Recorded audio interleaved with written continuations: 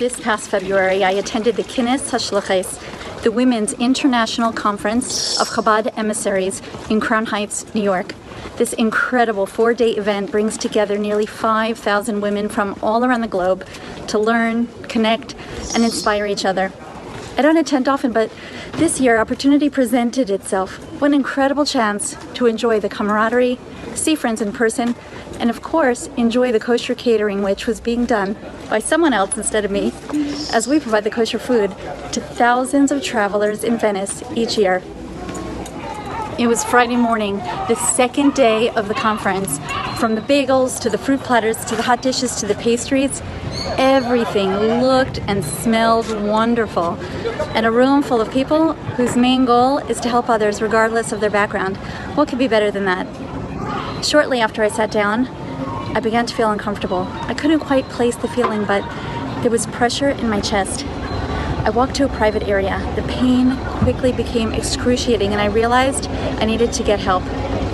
How can it be that I came all the way to New York, and now not only am I going to miss the conference, I may also have to spend Shabbat in the hospital alone? As I waited for the ambulance, I realized that since Venice is 6 hours later than New York, it was almost Shabbat there. If anyone saw the paramedics, word could get to my husband, and they'd be worried all Shabbat waiting for an update. Hatzalah arrived quickly. The pain became unbearable. I accepted Hashem's plan for my weekend and agreed to go to the hospital. Choose someone to go with you, they said. I wasn't going to cause someone else to miss the conference and possibly have to spend Shabbat at the hospital. Divine providence had it that out of the thousands of women there, a dear friend was nearby who would accompany me to the hospital. Still concerned about my family finding out and not wanting to cause a scene at the Kines, I couldn't leave on a stretcher. Somehow, my friend and I made it outside. I cannot tell you how we did it. It was like Fitzas Haderech, swift arrival to a distant destination through supernatural means. As fate would have it, my family called while I was in the ambulance. As the siren blared, I remarked, "New York sure is noisy," hoping they wouldn't realize the siren was for me. At the hospital, tests showed that my hernia, which I managed for years, had become very dangerous, and without urgent surgery, it was, God forbid, life-threatening. Would I have to have surgery that afternoon?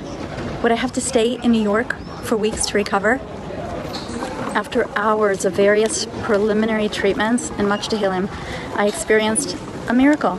The swelling had reduced, everything moved into a better position, and the blood flow had begun to normalize.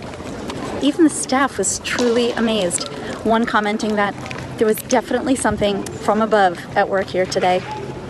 After consultations for other expert opinions, they let me not only go home for Shabbat, but if I was extremely careful limiting my movement until my flight, in other words, miss the rest of the conference, I could have the surgery back at home. We made it to Crown Heights and in the door of my host's home just minutes before Shabbat. At the Shabbat table, in an oversized chair propped up with pillows, I had an overwhelming sense of gratitude. The children spoke about the Torah portion and the conversation turned to prayer. I mentioned, even though Judaism is full of so many beautiful and inspiring prayers, my favorite is a very simple, short one. It's the prayer we say each morning immediately upon awakening, even before we put our feet on the ground. Modeh ani. Not only is it my favorite, but I make sure to have a smile on my face as I say it. The children all giggled. Modeh ani lefanecha melech chai v'kayam shehechazarti bi nishmasi v'chemna rabba monesecha. I offer thanks to you, living and eternal King, for you have mercifully restored my soul within me. Your faithfulness is great. Why do we say this as soon as we awake? The Shulchan Aruch says that it's to remember that Hashem is standing right there, waiting for us to wake up, to motivate us to get up with alacrity, and to thank Hashem immediately upon awakening for having returned our soul. But how can we say a prayer even before purifying our hands by washing? The simple answer is that the prayer doesn't contain God's name. But Chassidus explains, of the 5 parts of the neshama, nefesh, ruach, neshama, chaya, and yechida, our modeh ani comes from the yechida of the neshama, our innermost part of our being, which is an actual part of God. And just as Hashem is perfect, the yechida of the neshama is perfect and cannot become tameh, not pure. Having just experienced a sudden and frightening health scare, this prayer was so significant now more than ever. We are starting our day with gratitude. And even more, it says, you have mercifully restored my soul within me. Your faithfulness is great.